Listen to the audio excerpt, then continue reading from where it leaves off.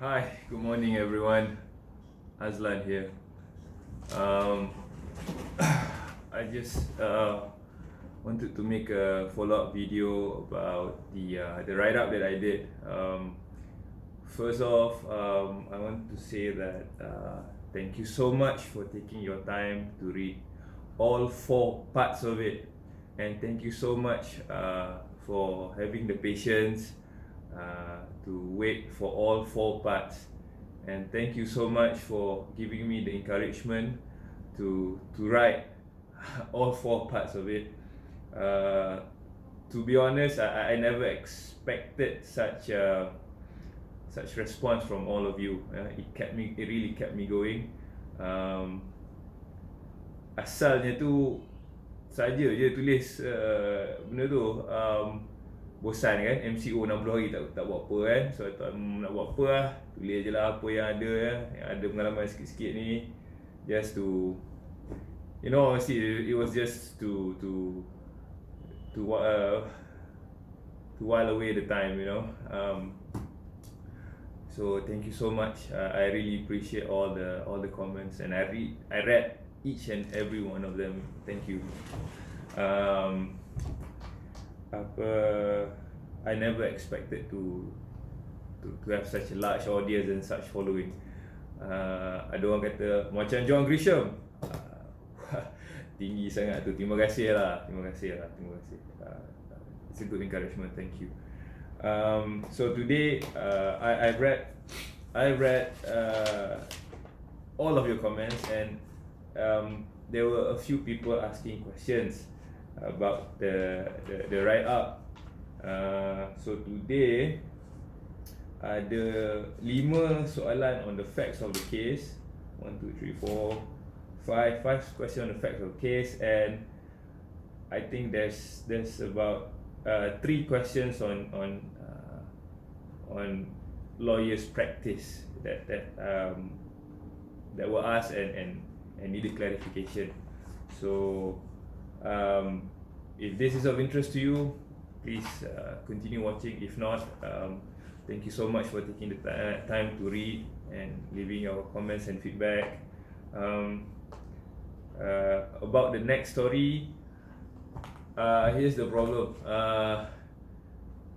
Tak semua cases I se-exciting itu. Off the cuff, I rasa itulah antara yang paling exciting. Criminal cases are usually the more exciting ones, because the facts are a bit juicier. Civil cases is mostly regarding duit lah. Somebody owes someone money and we go and fight all about money. Ada juga drama that I probably need some time to think of ways to dramatize it. The facts are usually quite dry lah, and it's quite voluminous. In fact, kes Anne dengan Sally tu pun kalau lah nak ikut cerita sebenarnya, memang lagi panjang, memang lagi panjang.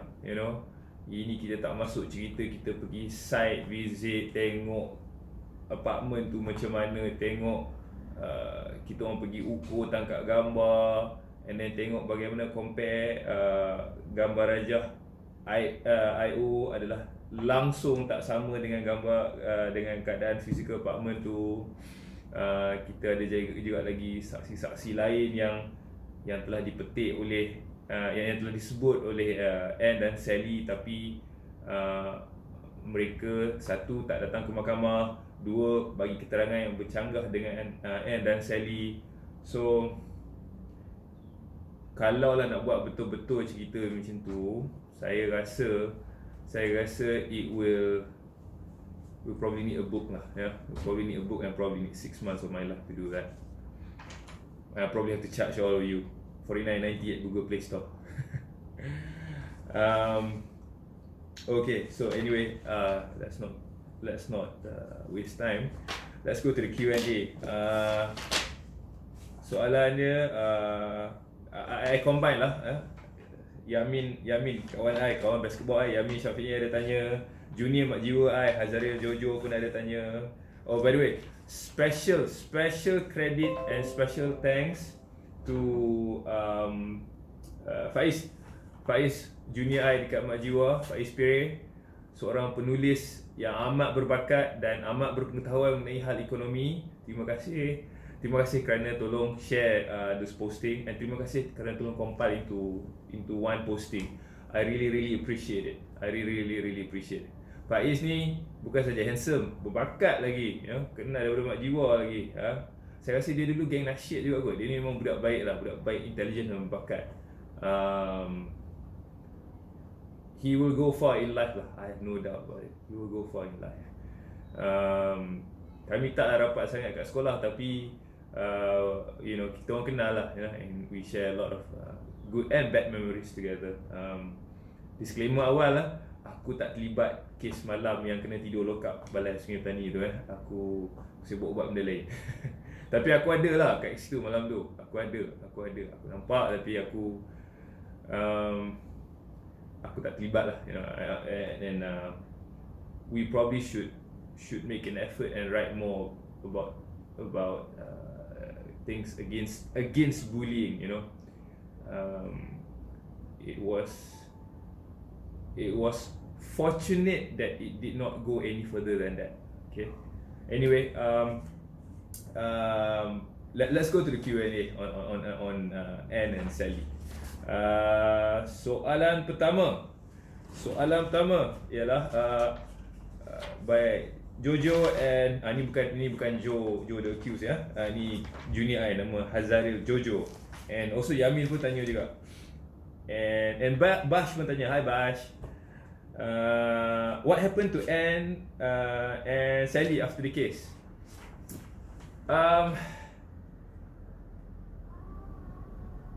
After the case, to my knowledge, after the case, they went on about their life, and I think they disappeared. They disappeared and probably went on about their life. And ada juga yang bertanya, tak ada hukuman apa-apa ke terhadap Anne and Sally kerana berbohong di mahkamah? Well, making a false police report is a crime. You know, it's a crime, and there's criminal charges to it. In fact, si Joe pun sebenarnya dia boleh consider a few civil cases against Anne and Sally, but I guess he decided not to go through with it because having escaped this charge alone is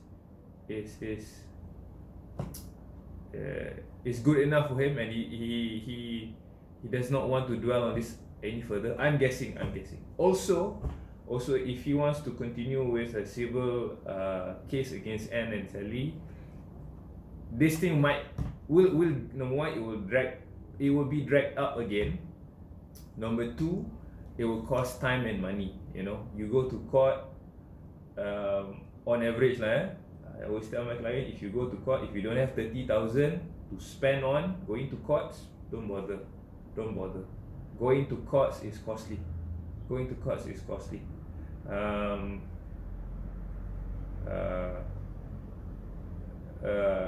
On just to show that, on average the transcribing cost alone, yang apa saja korang cakap kat mahkamah tu, on average lah, pukul kasar, that alone can range between 500 to 1,000 a day. So satu hari bicara, anggaran kasar 500, katalah 1,000 ringgit sehari anggaran kasar untuk transcribing. 10 hari dah berapa lah, you know. So these are the things that Joe considered and decided let's not go with it, and he's now a free man. Let's forget about all this and turn over a new leaf in life, you know. And mungkin juga Joe dan keluarga Cik Joe, Makcik Kia, Liza semua beranggapan bahawa di padang mahsyar nanti berjawablah si Sally ini, especially, ya. Mungkin begitu pemikiran dia. Which in all honesty I think will work. You know, penghakiman dunia satu hal, penghakiman akhirat tu, ya, itu confirm dan pasti, ya. That's what I believe anyway. You know, you are free to choose whatever you believe in. I don't judge. It's not my job. Okay, soalan kedua. Why accuse the uncle Joe? Kenapa tuduh Joe? Kawan baik saya Yuzi pun saya rasa dah jawab dalam komen. Joe dituduh sebab Joe adalah scapegoat.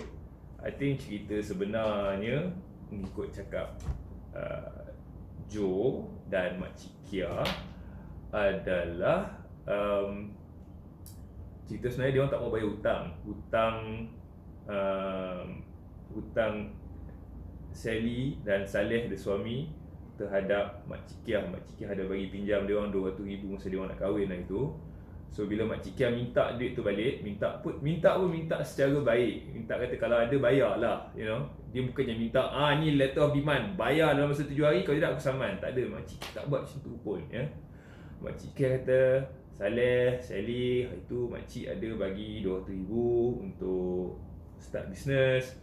Ni nampaknya business macam dah okey. Kalau ada, bayarlah. You know, it was made casually. According to my clients lah, itulah punca trigger permulaan permasalahan ini. According to my client, itulah kenapa si Joe dituduh mencabul anak tiri Anne, anak kandung Anne, anak tiri Saleh, semata-mata supaya mereka dapat hilangkan fokus terhadap hutang 200,000 tu, dan maybe kalau ada peluang mereka mungkin akan gunakan itu sebagai leverage untuk settle hutang mereka terhadap Makcik Kia. Itulah cerita keluarga mereka, ya. Which in all honesty, may be true or may not be true, but either way it is not relevant to the facts of to the defense of the case. Dia cerita tu 1 sen pun tak membantu defense Joe. So tapi as counsel we have to understand lah, these are the undercurrents that that the reality of the situation is, you know. Although we know in front of the judge cerita ni 1 sen tak guna. Itu menjawab soalan kedua, why accuse the uncle Joe. Soalan ketiga, ramai tanya, Yamin tanya, Jojo tanya, why prosecutor were okay to proceed to charge with a made up story. Cerita ni tak kuat dan tak betul, tapi kenapa kena charge juga? I ask myself the same question. The answer is this. Sepanjang pemerhatian saya lah, in my observation, when it comes to sexual crime, rape, incest, molestation, apa semua ni, and statutory rape, when it comes to these kinds of cases, sexual crimes in nature, the police tends to have a tendency to charge. Dia orang akan charge juga walaupun kes ini tak kuat. Dia orang macam, I'm not insinuating anything, but it feels like for sexual crimes, what they will do is they will investigate, and they will, whatever the investigation result is, they will decide to charge walaupun tuduhan itu adalah tuduhan yang lemah, kerana satu pressure daripada keluarga mangsa yang non-stop, bila nak charge, you know. Yang mana sebagai pihak polis lah kan, sebagai pihak polis, saya rasa diorang ni ada kuasa untuk decide, okay, ada laporan polis, kami siasat. Kami siasat, okay, kami rasa lepas buka investigation paper, kami rasa ini kes tak ke mana ni, ini tipu ni, ini tak betul ni. I think by right they should decide not to proceed with the case, you know. And I think most of the time they do not proceed with the case. Tapi bila keluarga mangsa pressure, dan yang lagi bagi saya tak betul dan tak adil dan tak sepatutnya berlaku, bila ada NGO pressure untuk charge, ya.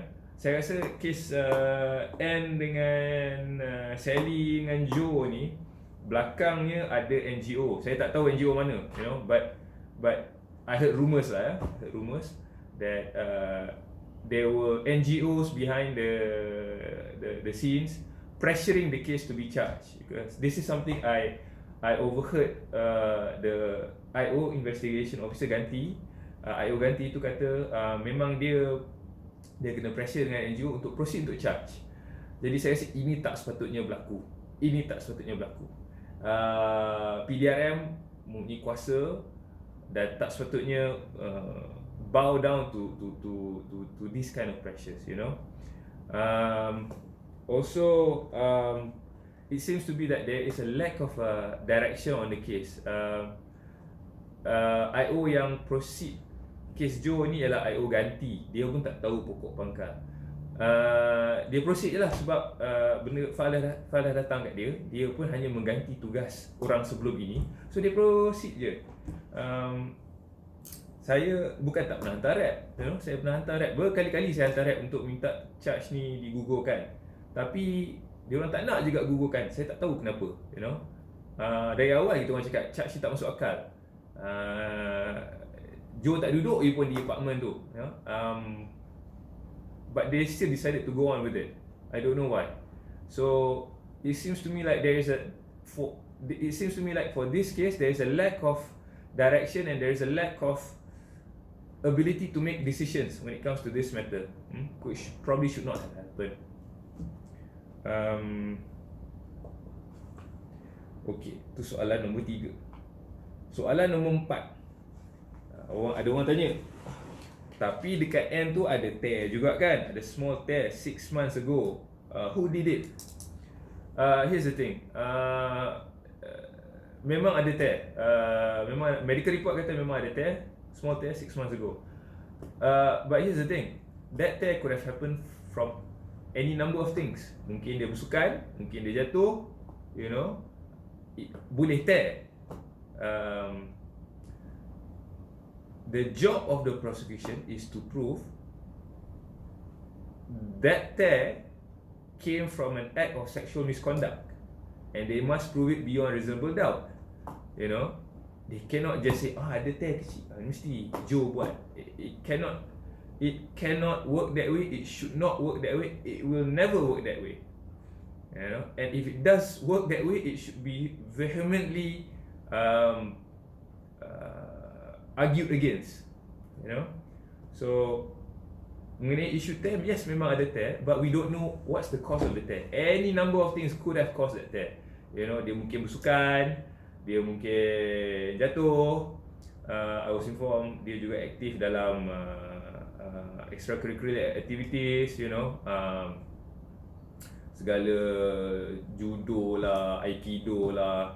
So could have happened from there, you know. But we, in a criminal case, you cannot just plug this fact, make 2 and 2 together. No, it doesn't work that way.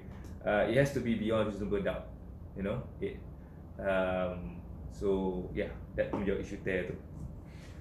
3, 4. Soalan nombor 5. Okay, soalan nombor 5 ialah, was the medical report a lie? I think Yamin tanya soalan ni. My answer is I don't think so. Because Yamin, the medical report is a report keluar daripada hospital kerajaan, and the medical report was tendered by the prosecution from the public prosecutor's office. So it is their document. It is not the defense document. It is not a document that was produced by Joe punya side. You know, it was a document produced by the prosecution. So why would the prosecution produce a document that is a lie? You know, so to answer your question, I don't think that document was a lie.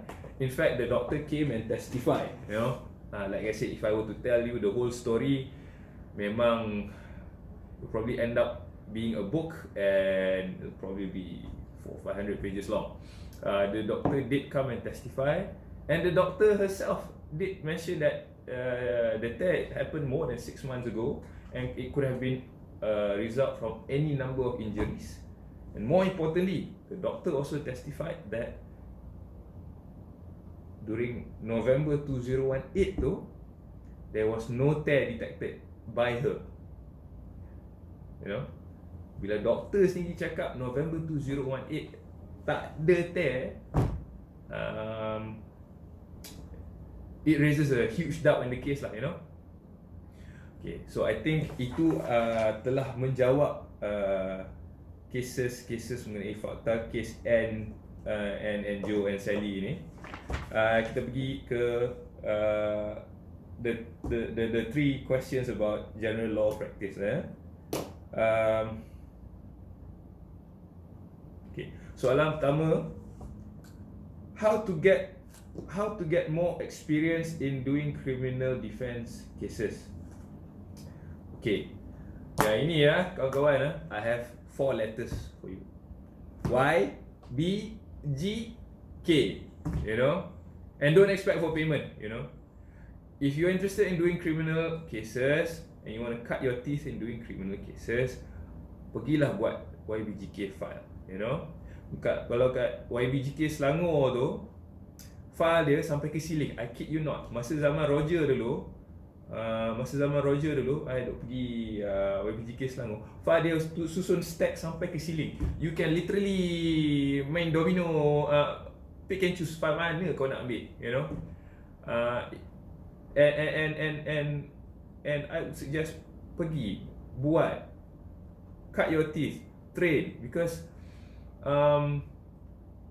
you will gain exposure, you will gain court time. It is a good way to understand how criminal law practice work. It is a good way to understand how court works. It is a good way to understand how judges thinks. Itu benda-benda tu penting. Also, it is a good way to expand your network. You know, dunia praktis ni tak besar.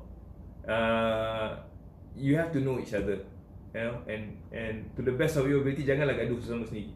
Especially for criminal practice, lawyers tak gaduh sama sendirinya, because everyone is semua on the same side. You know, it's not like civil where one acts for the plaintiff, one acts for the defendant, and we go head to head. You know, criminal defense practice, we all on the defense side. You know, the DPP is on the prosecution side. Even then, I never gaduh with DPP. You know, they just doing their job. So so by doing YBGK files, you get to know the people, you get to learn from your seniors. I am where I am today because of YBGK seniors. People like Mr. Ramu. Mr. Ramu tu sampai hari ni dia buat banyak kerja pro bono. He is my idol lah. Mr. Ramu is dia tak loket ilmu lah, you know. Whatever he knows, he will teach you. Very good of him. Mr. Ramu, Abang Nick Handsome, Nick Ashraf, Abang Raj Suryan, Abang Dinesh. Semua tu handsome lagi. Kalau korang single, tengoklah dia orang handsome tu. Lepas tu siapa lagi ada? Abang Doni, perempuan pun ramai, Liana, Arwah, Olivia, tu pun semua cantik-cantik kalau korang minat. Apa lagi? Kelvin, Keshrina, hi Kesh. So yeah, go and do YBGK matters, offer yourself up, and if I were to suggest, never ask for payment for YBGK files. Never. sepanjang I buat YBGK file, I never ask for payment. I never isi borang claim form tu I rasa. I never, no. Satu because nak isi tu renyah. Dua, payment lambat. Tiga, I dengar kalau terlebih claim SPRM siasat. So based on that logic, salah atau betul saya tak tahulah. Based on those three factors, I never claim. I buat je.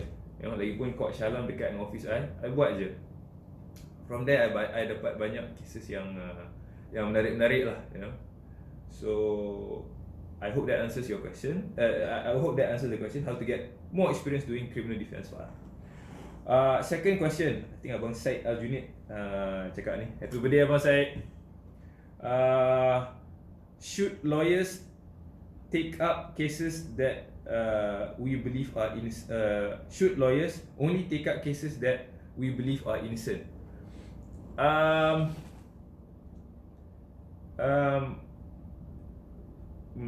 This is a fundamental question, and this is a question where a lot of people get asked: do we only defend the innocents, or how? Do we defend people even though they are guilty? Ke macam mana? My take of the situation is this. This is my personal opinion. I could be wrong. I'm happy to hear other opinions on this. My opinion, whether we should take up cases that only cases that we believe are innocent, is this: I don't decide whether they're innocent or not. Someone could walk to my office and tell me, Azlan, I murdered someone. This is the murder weapon. Please defend me. Okay. Even if in that scenario, I tell myself, it is not my job to judge. My job is to give my client the best representation in court. The DPP's job is to give the complainant / victims the best representation to get conviction. The one who judge is the judge. Biarlah hakim yang kerja dia menghakim. We don't judge. That's my personal opinion. I don't judge. I leave the judging to the judge. What I do, what my job is, I give my best representation, my client's best story to the judge. Whether the judge wants to believe it or not, that's up to the judge. If the judge do believe it and my client is acquitted, so be it. If the judge do not believe it and the judge convicts my client, so be it juga. And I look at my client and ask for direction. Okay, sekarang the judge dah convict you. You nak buat apa? You nak appeal ke? You nak terima hukuman you ke? Ke you nak macam mana? You nak mitigate je ke? So far, this line of thinking helps me sleep at night. And my father punya advice dalam dunia ni senang aja. Dia kata, Lan, benda yang paling important dalam dunia ni ialah the ability to sleep soundly at night. I disagreed with him at that time lah, because I think I thought making money is more important, and looking at how we lived, I think I felt kenapa kita tak ada duit But as I grew older, I realized that betul apa yang orang tua tu cakap. You have to have the ability to sleep soundly at night, and that's how I treat my cases. My job is I give the best representation of my client je. Whether the judge wants to believe it or not, whether he is guilty or not, that is the judge to decide. It's not me. It's not my job to judge. So I hope that answers the second question on general practice. Okay. Let me know your thoughts. If you have a different opinion, I'm more than happy to hear, and probably we can have a conversation about this. Third question, or maybe this is the question yang Abang Syed tanya. What are the chances of winning the case?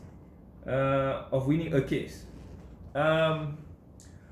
To me again, my personal opinion, I think yang lagi senior mungkin ada pandangan yang lain. What are the chances of winning a case, a criminal case? Dia macam ni. A criminal case to me differs slightly than civil case when it comes to deciding whether there's a chance in winning or not. In civil cases kan,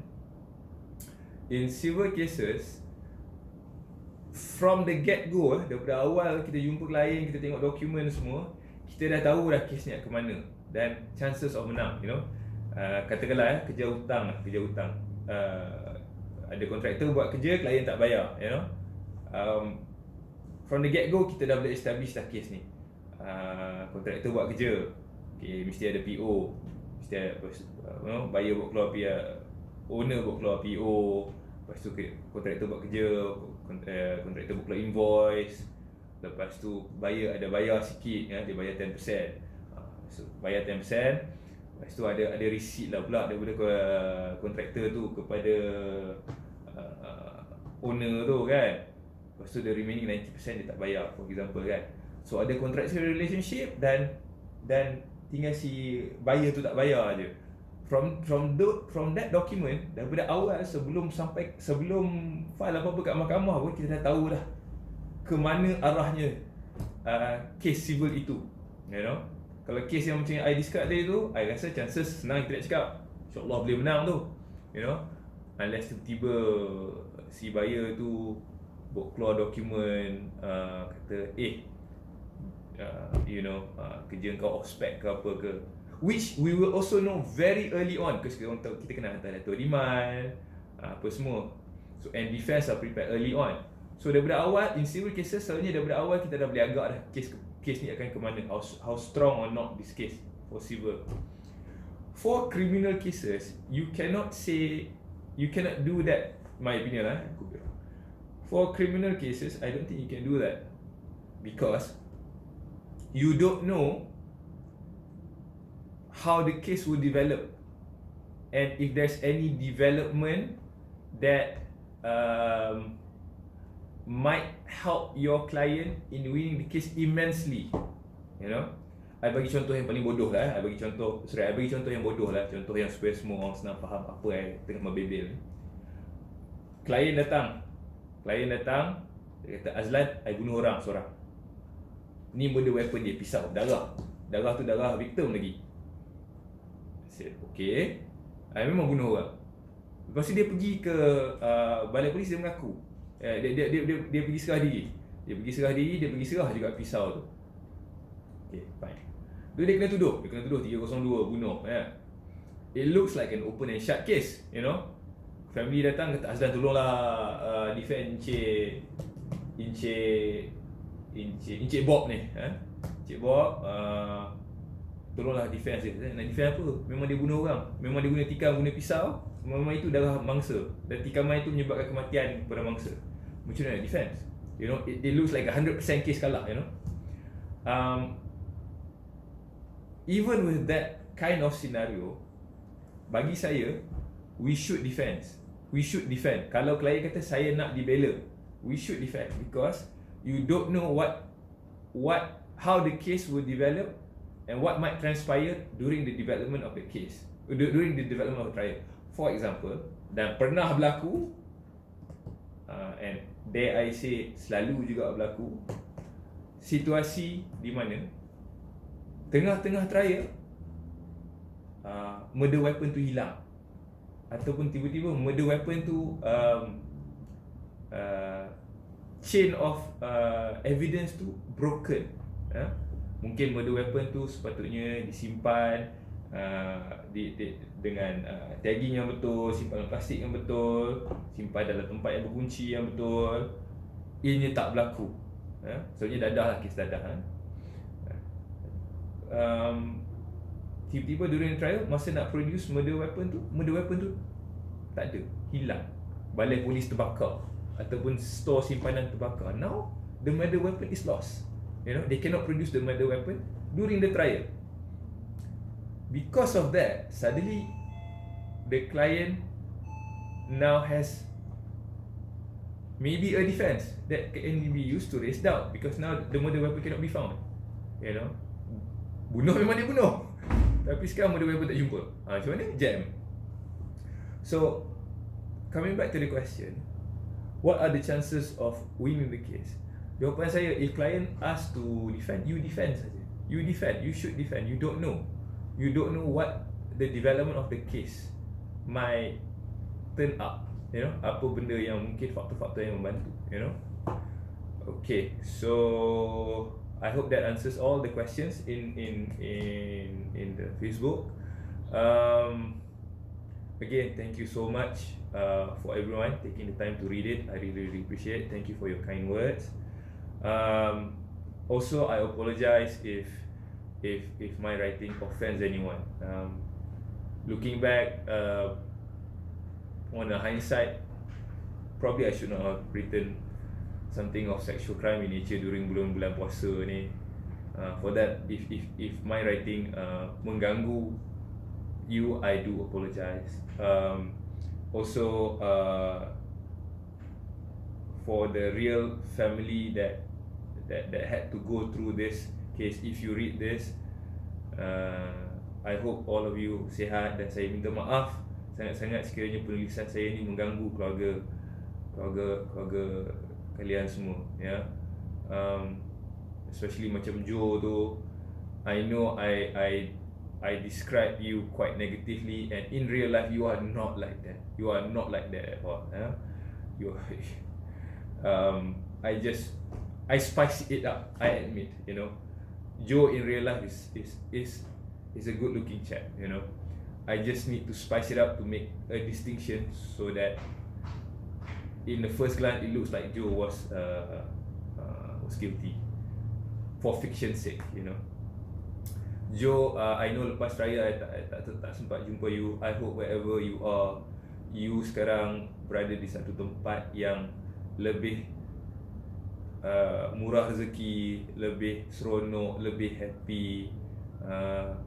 I can only imagine the suffering that you had to go through. Joe ni sebenarnya ada anak dan bini tau. Anak dan bini dia tinggalkan dia sebab kes ni. The price of a fitnah. The price of fitnah by this Sadie dengan Anne, dengan makcik dia ni. They will, Joe, if you're listening to this, percayalah, geng-geng yang fitnah kau ni, akhirat nanti confirm dia orang akan menjawabnya. Jangan risau that part. Anyway,